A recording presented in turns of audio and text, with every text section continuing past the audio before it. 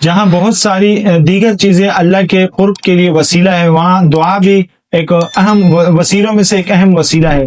کیا ہماری دعا قبول ہوتی ہے؟ کیا میری دعا قبول ہوئی؟ یا میری دعا تو قبول ہی نہیں ہوتی؟ دعا کی قبولیت کے آداب کیا ہیں؟ آج ہم آپ کو اس ویڈیو میں دعا کی قبولیت، اس کے آداب اور اس کی تاکید کے بارے میں بتائیں گے۔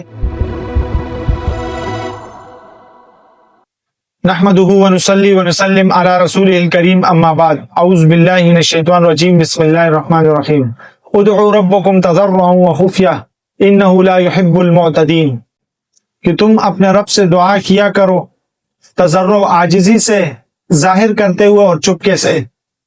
انه لا يحب المعتدین، کہ بے شک اللہ تعالیٰ حد سے نکل جانے والوں کو پسند نہیں کرتا۔ اس آیت میں اللہ تعالیٰ نے دعا کے آداب بیان فرمائے ہیں کہ دعا نہایت تضرع، عاجزی اور اخفا، ذلت کے ساتھ اللہ رب العزت سے مانگنی چاہیے، کہ اللہ یہی انسان کی اللہ کے نزدیک ہونے اور قرب کا ایک قیمتی سرمایہ بھی ہے۔ تو دعا میں اللہ تعالیٰ کو دو چیزیں مطلوب ہے، ایک اخفا اور ایک ذلت، عاجزی، تضرع۔ حضرت حسن رضی اللہ تعالیٰ عنہ فرماتے ہیں کہ آہستہ اور پست آواز میں دعا کرنے میں 70 درجہ فضیلت ہے بمقابلہ جہر اور بلند دعا کرنے میں۔ احکام القرآن للجساس میں حضرت امام جساس رحمہ اللہ فرماتے ہیں اس آیت کے ذیل میں کہ آہستہ دعا مانگنا بنسبت اظہار کے افضل ہے، البتہ بعض مواقع میں جہر کے ساتھ دعا کرنے کا بھی حکم آیا ہے۔ جہر میں دعا کرنا یہ کوئی قباحت اور کوئی شرعاً ممنوع نہیں، بعض جگہ میں جہر کے ساتھ دعا کرنا بھی آیا ہے، لیکن فضیلت چونکہ آہستہ دعا، خفی دعا کرنے کی زیادہ فضیلت، زیادہ درجات بیان کیے ہیں۔ قرآن میں اللہ تعالیٰ فرماتے ہیں وَإِذَا سَأَلَكَ عِبَادِي عَنِّي فَإِنِّي قَرِيبٌ أُجِيبُ دَعْوَةَ الدَّاعِ إِذَا دَعَانِ فَلْيَسْتَجِيبُوا لِي وَلْيُؤْمِنُوا بِي لَعَلَّهُمْ يَرْشُدُونَ۔ اس آیت مفہوم میں اللہ نے فرمایا اور میرے بندے جب آپ صلی اللہ علیہ وسلم سے میرے متعلق سوال کریں تو آپ میری طرف سے فرما دیجئے کہ میں اللہ یعنی انی قریب، میں قریب ہوں ان کے، اور دعا کرنے والوں کی دعا قبول فرماتا ہوں۔ وہ دعا کرتا ہے، میرا حکم وہ قبول کرے، مجھ پر یقین کرے، شاید وہ کامیاب ہو جائیں۔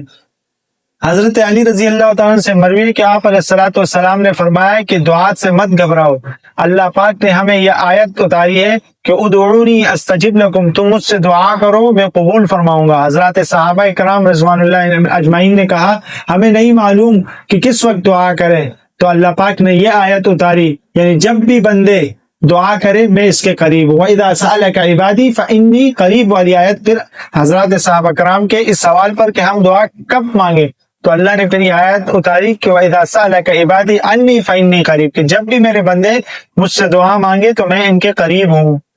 دعا سے تکبر کرنے والے کا انجام دوزخ ہے، یعنی دعا کا حکم اور اس سے تکبر اور اعراض کرنا پر جہنم کی وعید ارشاد خداوندی ہے۔ وَقَالَ رَبُّكُمُ ادْعُونِي أَسْتَجِبْ لَكُمْ إِنَّ الَّذِينَ يَسْتَكْبِرُونَ عَنْ عِبَادَتِي سَيَدْخُلُونَ جَهَنَّمَ دَاخِرِينَ، کہ عنقریب تکبر اور اعراض کرنے والے ذلت و خواری کے ساتھ جہنم میں داخل ہوں گے، جو دعا سے اعراض اور تکبر فرماتے ہیں۔ مطلب اس آیت کے ہے کہ جو لوگ اللہ سے دعا کرنے کو اپنی شان کے خلاف سمجھتے ہیں اور اپنی حاجت اللہ تعالیٰ کے سامنے پیش کرنے کو ایک عار سمجھتے ہیں اور ایک تکبرانہ اور اعراض کرتے ہیں، تو اللہ تعالیٰ نے ان کے لیے فرمایا سیدخلون جہنم داخرین، کہ خداوند آخرت میں ان کو جہنم میں داخل فرمائیں گے۔ اما یجیب المضطر اذا دعاه ویکشف السوء ویجعلکم خلفاء الارض االہ مع اللہ قلیلا ما تذکرون، کون ہے جو بے کس اور مضطر کی پریشانیوں کو دور کرتا ہے جب وہ اس کی دعا کرتا ہے اور تم کو زمین پر خلیفہ بناتا ہے؟ کیا اس کے ساتھ کوئی معبود شریک ہے؟ کم ہی لوگ نصیحت قبول فرماتے ہیں۔ یعنی اللہ تعالیٰ فرما رہے ہیں کہ مضطر اور بے کس، بے مجبور، بے سہارا، جس کو اپنی امید کی کوئی کرن نہ ہو، نا امید ہوا ہو، مایوس ہو چکا ہو، تو اس کے لیے اللہ تعالیٰ نے فرمایا کہ اس کی پریشانیوں کو کون دور کرتا ہے، اس کی حاجت کو کون رفع کرتا ہے، جو اس حالت میں مجبور، لاچار، بے سہارا ہو کر اللہ سے دعا فرماتا ہے۔ اللہ فرماتا ہے اما یجیب المضطر اذا دعاہ ویکشف عنہ السوء، کہ جو بےکس مجبور لاچار مجھ سے دعا کرے تو اس کی حاجت کو کون رفع کرتا ہے؟ تو اللہ ہی ہے جو اس کی حاجت کو رفع کرتا ہے اور اس کے لیے دروازوں کو کھولتا ہے.